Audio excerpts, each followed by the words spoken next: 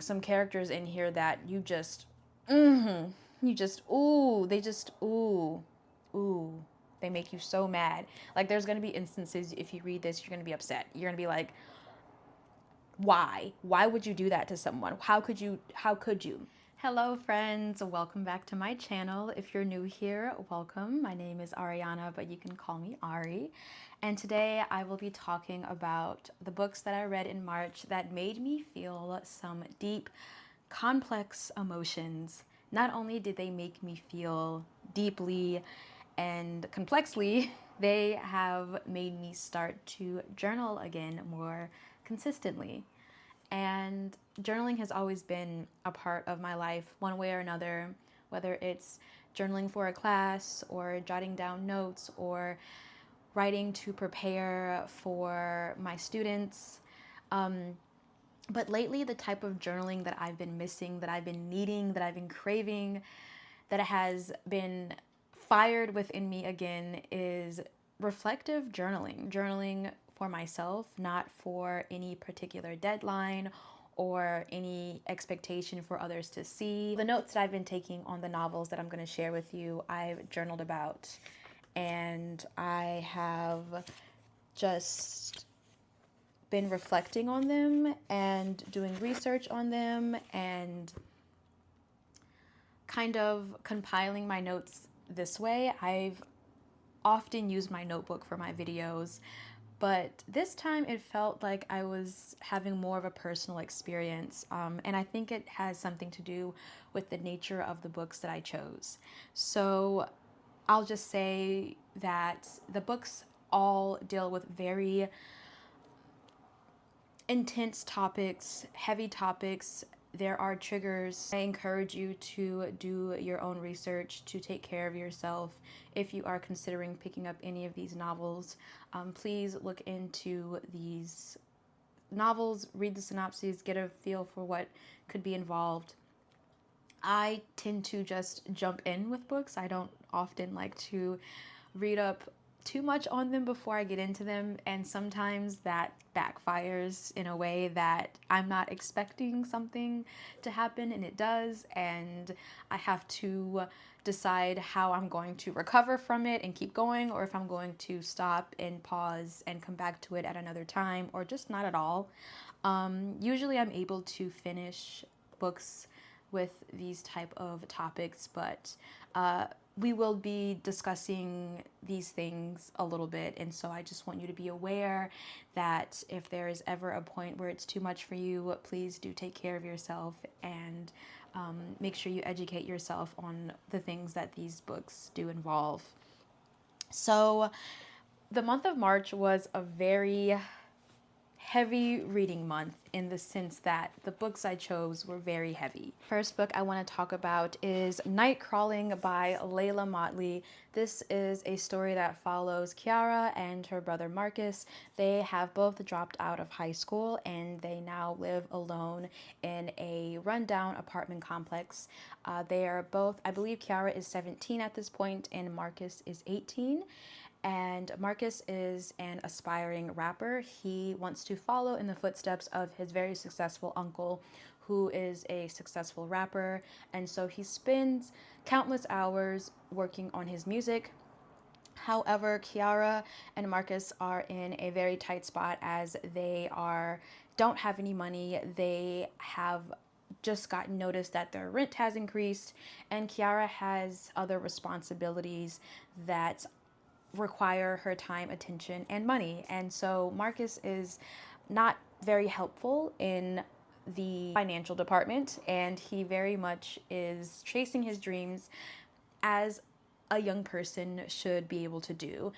But something that I think really intrigued me about this novel, and the fact that not only is Kiara 17, but Leila Motley, the author herself, she was between the ages of 16 and 17 when she wrote this novel. And I think this perspective that we have with a young black girl at this time, at this age, is interesting because I think about my life when I was 17 and what I was doing. And at 17, I was preparing to go to college. I was getting things together for my dorm.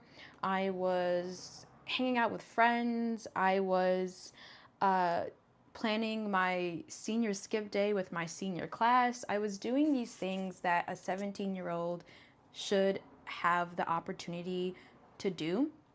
But that was not even, none of those things were on Kiara's radar because her whole focus was survival. So she didn't have the privilege to think about what color dress she was going to wear to prom, who was going to take her to prom. Like, she didn't have the opportunity to even fathom those choices, except the only thing that she could fathom is, how am I going to get from one day to the next? Their parents are not in their lives.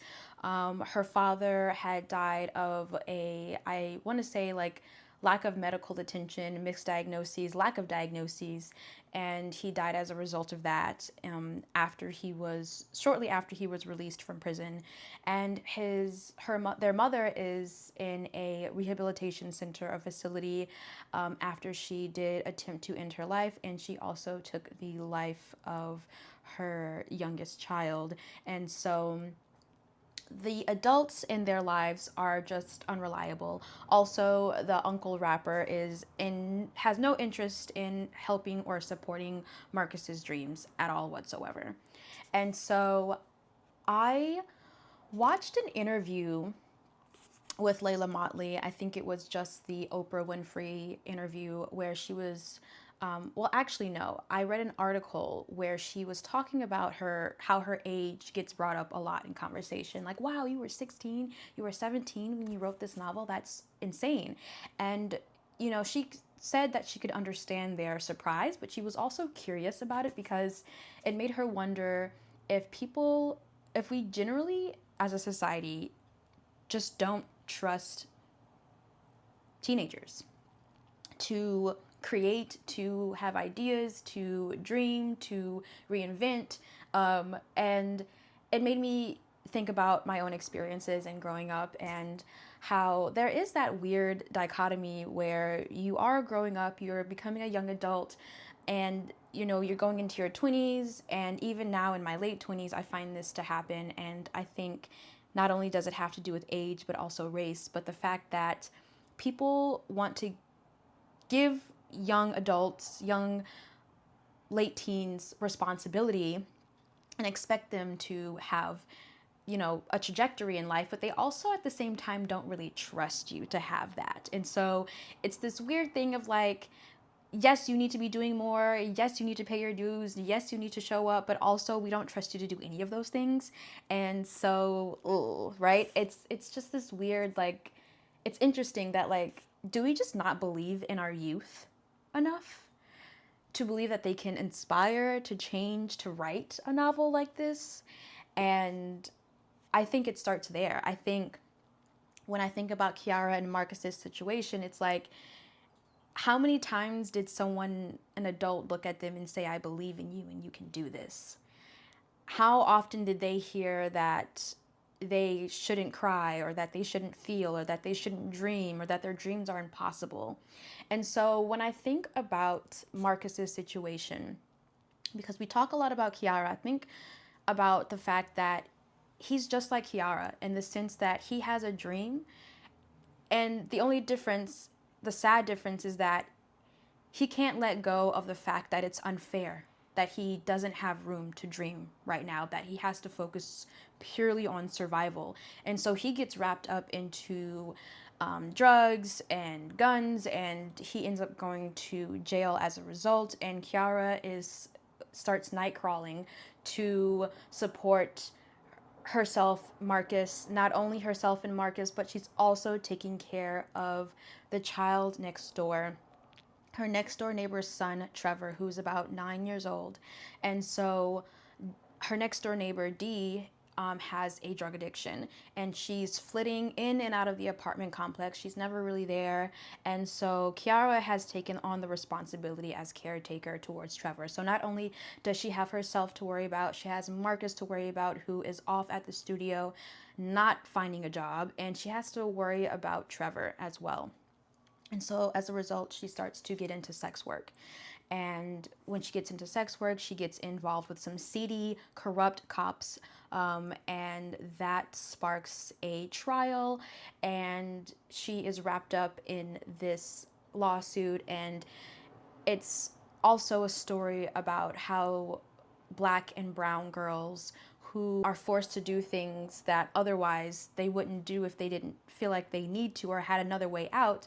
It's about how those stories are often swept under the rug or forgotten or tossed to the side, and how a corrupt system doesn't even regard them at all, doesn't even respect or regard them as whole people, and blame them. And so I think, and I don't see this, haven't seen this happen, but like avoiding blaming Kiara for her choices, because one, she's young. She has no idea. She's wrapped up in a world that she shouldn't have to see, that she shouldn't be a part of. And so some questions that came up for me when I was reading this or after I finished reading this was, how old were you when men started to notice you? How often were you told to cover up? How often did family members pinch, poke, or comment on something that you could not control or understand? When did you learn to carry the weight of others' pain and neglect your own pain? And Leila Motley also talked about in an interview how Black and brown girls are often encouraged to neglect their own vulnerability. And that's just what came up for me in this novel. So I think it was beautifully written story. I think there were some moments that I struggled with the writing a little bit, because it did kind of feel at points poetic in a way that I don't know I needed, but I do appreciate, love, respect, feel inspired by the overall story. And this was also an Oprah book club pick, if that matters to you. So yeah, that's Nightcrawling. And yeah, I got so wrapped into talking about Nightcrawling that I completely forgot I had tea right next to me. So it's a little cold now, but moving on, the next book we have is The Many Lives of Mama Love by Lara Love Hardin. This is a memoir. I did not realize that this was a memoir when I picked it up. I looked at it. This is also an Oprah Book Club pick of 2024. And I just skimmed the synopsis real quick, picked it up, and I was like, yes. And then it wasn't until I started reading that I realized, oh, this is a memoir. And it starts pretty rough. We start with Mama Love, aka Lara. Lara, as she is at the peak of her addiction. She is at the beginning of the novel, flitting between different hotels with her youngest child, trying to fund her housing, trying to fund her life. She can't go home because the power is out and she can't bring her son there. It's not safe. And so she is stealing credit cards to make ends meet. And she's also married to a man named DJ who also is dealing with addiction. And they pretty much enable each other. And it isn't until Lara has the police come to their house because they caught up on her fraud, on her credit card stealing, and they search her home with her child in it, and they find various stashes of drugs.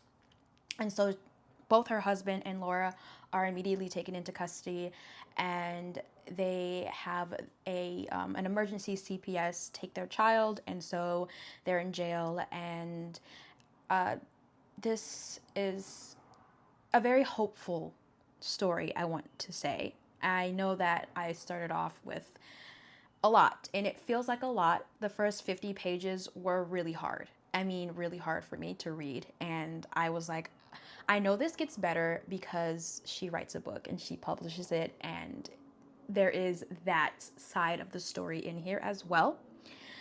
So it does end on a hopeful note. But what I think is interesting to note is that in reading Nightcrawling, I think about Kiara and how she had very limited options, very limited choices. And Laura, she has a background where she's got her undergrad, she's got her master's, she's got her kids, white picket fence, she's a PTA mom, and she ended up finding drugs and falling victim to addiction and the disease that is addiction. And she talks about that, how she felt separated from who she really was. She was like, I'm not this person who steals, who lies, who hurts, but I am somebody who did. I did these things. And so I think that's where we get into understanding addiction as a disease, that it just completely alters your brain chemistry. You're not thinking the way that you would rationally be thinking if you were not under the influence. And so when she's in jail, she has time to reflect, she has time to think, and she has time to meet various different women from various walks of life. And in the process of doing so, she becomes the head mama in charge, and she earns the title of Mama Love in jail because she provides that love, that warmth that all of us really need and desire, but that these women are especially deprived of being incarcerated. And she is a writer, so she also helps these women write to their loved ones. She helps these women write about their cases and to vouch for themselves. And she just becomes this well-liked, well-loved person. And she starts to fall back in love with her writing. Something that I would like to read to you is the very beginning of this novel, because I think she knew exactly what she was doing when she wrote this first page or this first chapter. Not that I think it's disingenuous, but I think it just will speak. I think she knew what she was going to say was going to speak to the people that were going to pick it up. Like, she knows her audience. So let me just read chapter 1. It is titled As Needed for Pain. And it reads, reading was my first addiction. When I tell people this today, they laugh and nod as if they understand, as if they too are part of a secret book addict society whose greatest crime is staying up late, a flashlight under the covers, compulsively reading page after page. The strange thing is, no one ever asks me what my second addiction is. I mean, someone who loved to read could never be a real addict, could they? The kind of addict who steals from their family, betrays the people they love, commits felonies, implodes their life because the finding and using and finding more consumes every ounce of who they used to be. No one ever loses their job because they read too much. There are no book club interventions. The prisons aren't full of people who stole to fund their Kindle habit. The truth is, I've only ever had one addiction, the white whale of addictions, escape.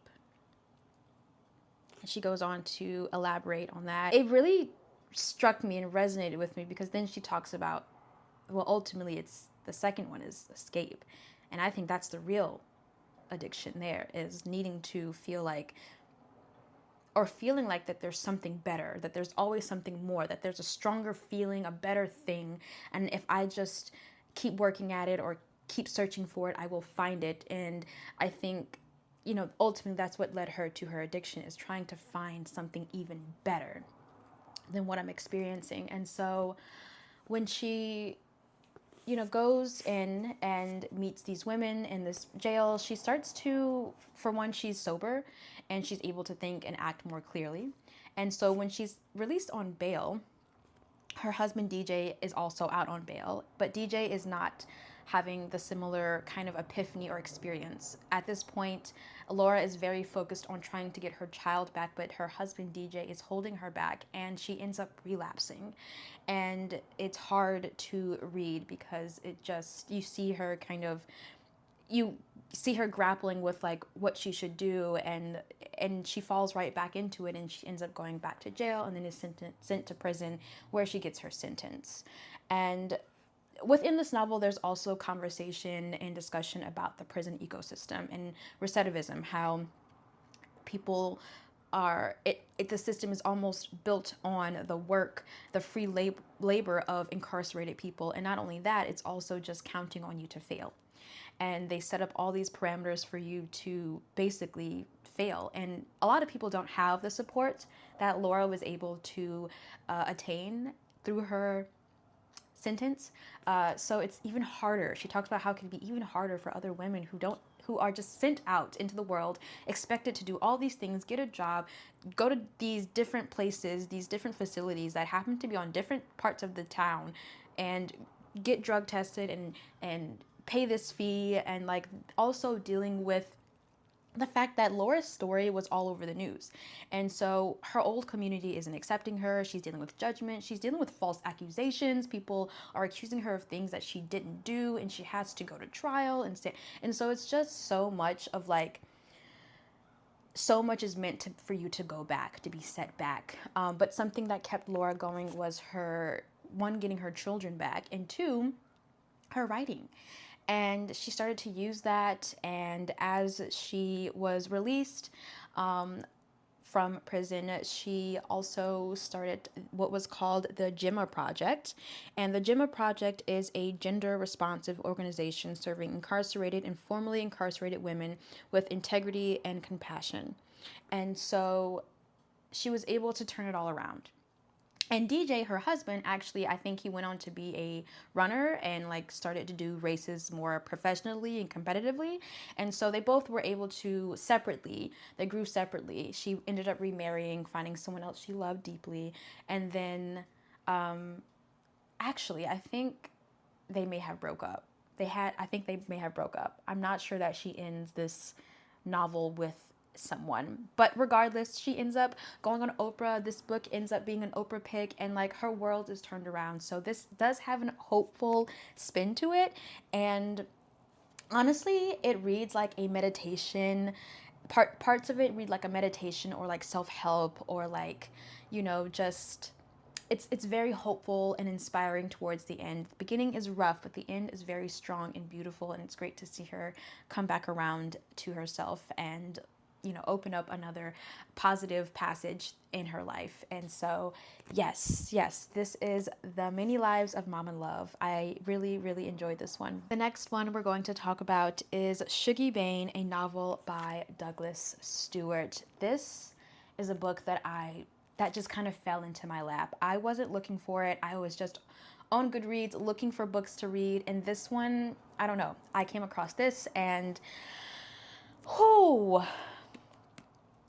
this is a 5-star for me. I don't really care for rating systems. I only do them because I do create videos and content around books, and it helps me remember how I felt about a book.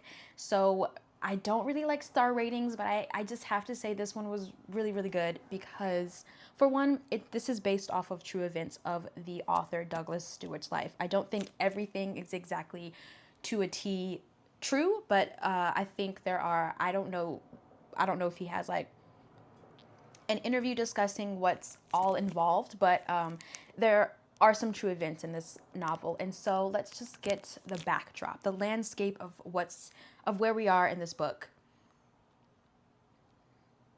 So we are in 1980s Glasgow, Scotland. And this is a time where Scotland was under Margaret Thatcher, the British Prime Minister at the time. And under her reign, she managed to essentially help close thousands of industrial jobs and businesses, causing tens of thousands of people to lose their jobs like steel mining and shipbuilding. So many people were laid off during this time, feeling completely lost, without any hope, not sure where to go, what to do, and without income, without money. And around this time, you know, after the war, there was a great economic boom. Buildings started to be built. Things were really beginning to flourish. But through this economic decline, homes and buildings, housing facilities became very dilapidated and unkempt and uncared for. And so life got really rough. And so there's something called the Glasgow effect, I learned in my research. And Glasgow effect is the idea that the life expectancy, specifically in Glasgow, Scotland, specifically in this one area, is considered, I think, 10 to 15 years shorter than the rest of Scotland and the rest of the UK. I think it has a testament to how this time period really affected Glasgow. And so, so now that we have the background of what is happening in the world of this novel, getting into the specifics, the internal world of Shuggie Bain. Shuggie Bain is the youngest of the family, and he's very close to his mother, Agnes. And he's the youngest, but not the only. Catherine is the oldest daughter, and Leek, or Alexander, they call him Leek, is the middle son, and Shuggie is the youngest. And this novel is essentially a story about how Shuggie copes with his mother's addiction to alcohol, his mother's alcoholism. And so this alcoholism, drug use, heavy partying, this was what happened when and after people lost all their jobs. People started to look for other ways to cope and to deal. So Agnes is married to Shug. Shug is the father of their children, and he is also very much manipulative, controlling, and abusive towards Agnes, and that does take a toll on her psyche and on her health, and does not help in helping her get through her, or get over, or stop her addiction, or find help. That's the words I want to use, or seek help for her addiction. And he's not encouraging at all. And so he isolates her. They were once living in a house with her parents, but then he moved them. They weren't really financially ready for that move, but he moved them to a more rundown community, and she was pretty much isolated, couldn't afford to go back, and couldn't afford to go forward. So she was at the mercy of him. And she even asks, like, why did you bring me here? Why did you tell us to come here? And he says to her, well, I just wanted to see if you would actually do it. And he cheats on her. He is gone for days, weeks, months at a time, until eventually he adopts a whole new family, and he has no problems flaunting it in front of him, or in front of Shuggie and his wife. And so that only furthers the spiral that Agnes is dealing with when it comes to her addiction, and Shuggie is at the forefront of this. Now, one might argue, as you read this book, you'll say, well, I feel like this book is mostly about Agnes and not Shuggie, but I think the reason why it's titled Shuggie is because he is the one who takes on the most, the brunt of his mother's alcoholism, because he is the youngest and he has nowhere to go. Like, he can't go live with his father. His father's left. His grandparents have passed away relatively early in the novel, and it's just him and Agnes. And Catherine, who is the oldest daughter, is gone. She has moved. She has separated herself from her mother, and she's moved on and married a man. And Leek is around still because of Shuggie, but he often falls into his own passions and runs off and draws and tries to escape the best way he can. So really, it's just Shuggie, young Shuggie. And so the bond between Shuggie and his mother is very complex, in the sense that he has so much love for her. And that's the thing that's really hard about this novel, is that Shuggie is such a likable, lovable, innocent character. He's so innocent in all of this. It's heartbreaking to watch someone with so much innocence and youth in life having to go through these things and not really completely understand what's happening. And so he's also struggling with his sexuality. He's often bullied for being different. He takes care of himself. He speaks differently than the rest of the kids. And so they start to notice that, and they violently, incessantly bully him for his differences. And something about his mother that I will say is like, you don't hate her. You don't really dislike her. You feel so bad for her, and you want her to get better.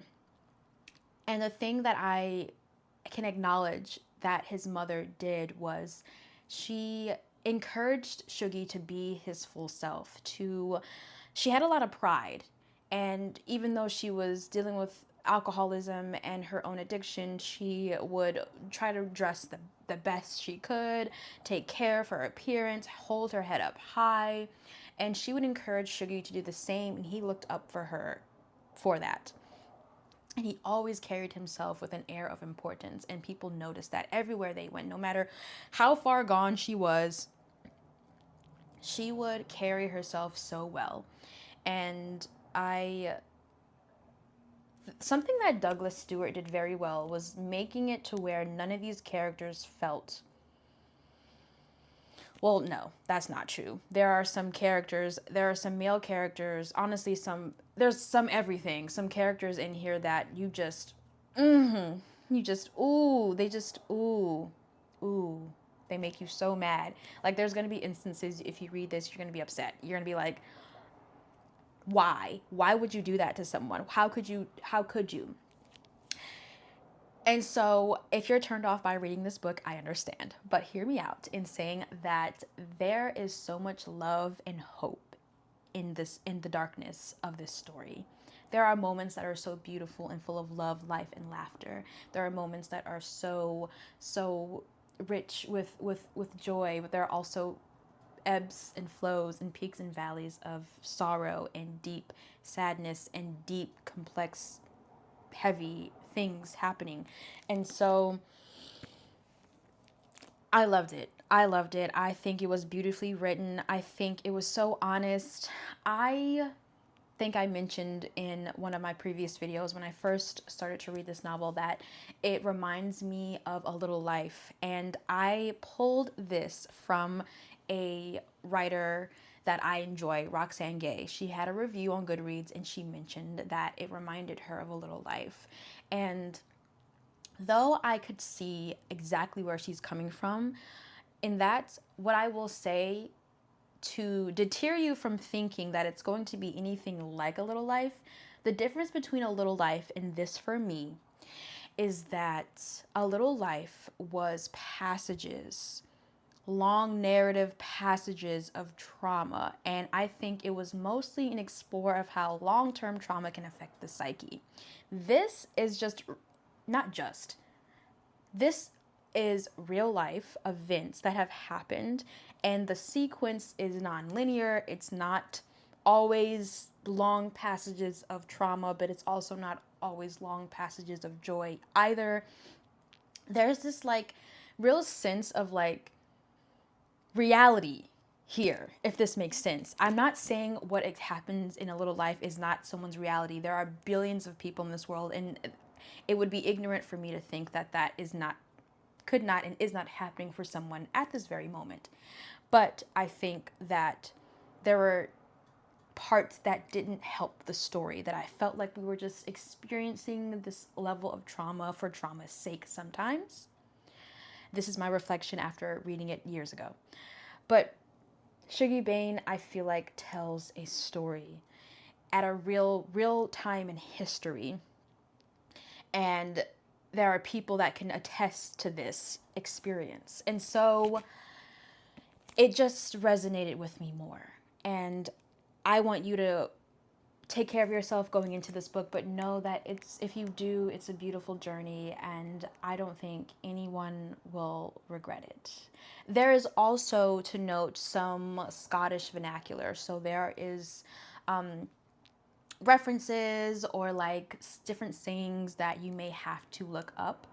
But I found that to be very minimal. Like, I found that I was able to understand what was happening, what was being said, just off of context clues, and it honestly wasn't even anything that was too difficult to follow. So just know that that's a part of it, so that immerses you further into the world, the story, and it was done so well. The writing was so great. It's a solid read, and the way it ends is, I don't think it's as hopeful as the way this ends, but I do think there is a lot of hope in the sense that the generation after is going to be different. Yeah, so That's Shuggie Bain. The last book I want to talk to you about is called Somebody's Daughter, a memoir by Ashley C. Ford. This is a book that's about 200 pages of just beauty and pain, and it's interesting because the way Ashley grew up and the way she talks about her relationship with her mother is something that in some ways feels so familiar to me. And I can't relate to most of what she experienced growing up. But I will say the way that her mother would introduce the world to her or introduce new information to her daughter as she got older was something that I think a lot of us, especially a lot of us young Black girls, can relate to. Because especially growing up with moms who grew up in the 70s, 80s, and 90s. Because so what's happening is that at a young age, when you're asking questions, right? When you're curious about the world, and when your mother starts to, or whoever your parental guardian is at the time, starts to divulge things to you, things that you should be aware of, things that you should be wary of, things that you should look out for, things that you shouldn't be doing. With it comes out sometimes as a way to put fear in a child's mind. And so there were moments when her mother would, when your mom tells you, like, when you're a kid, don't do that. And you're like, why? And they're like, just don't, because I said so. And you're like, but why though? Why shouldn't I do this? That's what this novel gives me, is like the fear that her mother felt was projected onto Ashley.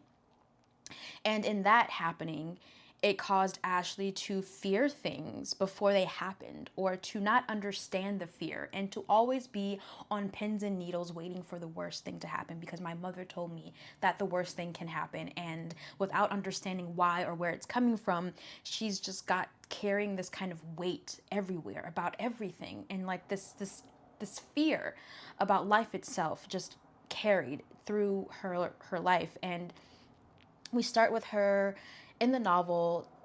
In the beginning, it's about her father being released from prison, and he committed a very horrible act. And I won't go into it because I do want you to experience this for yourself, but he committed a horrible crime. I don't know if it's mentioned what he did in the synopsis. I might be able to tell you if it is. I don't think it is. No, it isn't. It isn't. That's a part of the reveal. So he's incarcerated for reasons I cannot say, but reasons that deeply affect Ashley, and reasons that are personal for Ashley, the little girl that's inside of Ashley as she gets older. And so in the beginning, he's about to be released, and then the rest of the novel, we go back in time and we start with her younger years. So her father had been incarcerated for 30 years. So she met her father as a little girl, and then she's never seen him again. And now she's going to meet him in adulthood. And so we go through the life that she's lived without her father. We go through the life that she's lived with her mother. And I think, for one, I watched her interview and with Trevor Noah, and she says so many great things in that interview. I really recommend you do listen. And I just wrote down a bunch of different quotes that stood out to me. And in regards to her father and in regards to forgiveness, and this made me think very deeply about forgiveness and the people in my life. So she says, for her, forgiveness is giving up on the idea that things could have been different. And that struck me, because it's not about forgiving them or excusing them or punishing them for what they've done, but it's also recognizing that what is done, and how are you going to move forward for yourself? Like, I think this is the forgiveness that is to be granted to yourself, and letting go of expectations of what could have been. And in that, you are forgiving. And that's so mature. That's such a mature thought. And it's something that I'd like to adopt in myself. And she also talks about the complexity of sharing stories, and how sharing stories like this, though very difficult to read, and I'm sure even more difficult to write, she says that sharing complicated parts of our lives is not stripping us of our humanity, but affirming it. I love this, especially for my brown, black friends out there that were stripped of our vulnerability at such a young age and told to grow up quickly and to forget the tears, let go, don't cry. I think that it's so important to share our stories because, like she's saying, it's not making you any less human. It's only affirming our humanity. And it's also, she also says that shame thrives when it's alone. So when you sit with these feelings and you don't have that community, or even just a way to let go of what you've been holding on to, it can fester and grow and eat you. And so by sharing your story like this, by sharing her story like this, she affirms that you're not alone, and that it's okay to share, and that people need and want to hear this. And she also says, none of us are going to be okay until we talk about what hurt us. Until we confront those things and we're honest with ourselves, we're not going to be okay. It's always going to be there, bubbling, sitting in the back of our mind. Man, this is a really profound, raw memoir that is so short. I also will say, like I said, it's 200 pages, and like the writing is just, it's amazing. It's so good. It's so good. I think this also is a Oprah book club pick as well. So 3 of the 4 of these novels Oprah picked up. So I don't know if that means anything to you, but I do think it's pretty cool. And it's there's a through line, I guess, or a theme with these 3. I mean, even Shuggie Bain, right? Like, themes of addiction, themes of Black girlhood, themes of healing, themes of boundaries, of love, of hope. It's sprinkled throughout all of these novels in one way or another. And I think that if you were to read any of these books, you'd walk away with a little bit more empathy, and that's what reading does for us in general. But I think books like this, especially, that where we have to confront some hard truths or some difficult stories, I think books like this are just so beautiful and necessary, and I'm glad they exist. And I hope that maybe you decide to pick one of these up if you have read any of these books here. I know many of us have engaged with Nightcrawling by Leila Motley, so if you have engaged with that book or any others, I'd be curious to know what you think about these books, and if not, if you are considering yourself to adding these onto your list. In the spirit of what I was talking about, journaling, how these books inspired me, I am considering doing a video where I talk about my journals and my trajectory with journaling over the years. I have been just journaling up a storm, I'm telling you, for the past couple weeks, and I think it's a testament to these books, but I also think it's a testament to the season. It's a time of blossoming and growing. It's what's happening right now. It's just a very transformative season. It's also a very complex, scary time that we're in. And I think things like journaling, things like reading, things like communicating to a community, whether it's in person or on YouTube or whatever, I just think connection is so necessary right now. And so this is helping me deal with those feelings. And I hope it's doing something for you being here. So I do want to thank you so much for your support and your time and listening to me go on about these books. I didn't really, like I said, go into the synopses of these books. I really wanted to focus on the feeling that was evoked, and the just like my sporadic commentary, and the fact that I've started to journal more reflectively again. And that's a testament to wonderful books and wonderful writing. And writing is or reading is a creative skill. Like, reading is a creative practice, and the more you read, the more creative I think you will be, and the more you'll want to create, and the more you won't rely on motivation alone. Anyway, that's just my thought for myself for later, to put in my notebook. So yeah, thank y'all so much for watching this video. I hope you enjoyed it, and I will see you in the next one. Bye.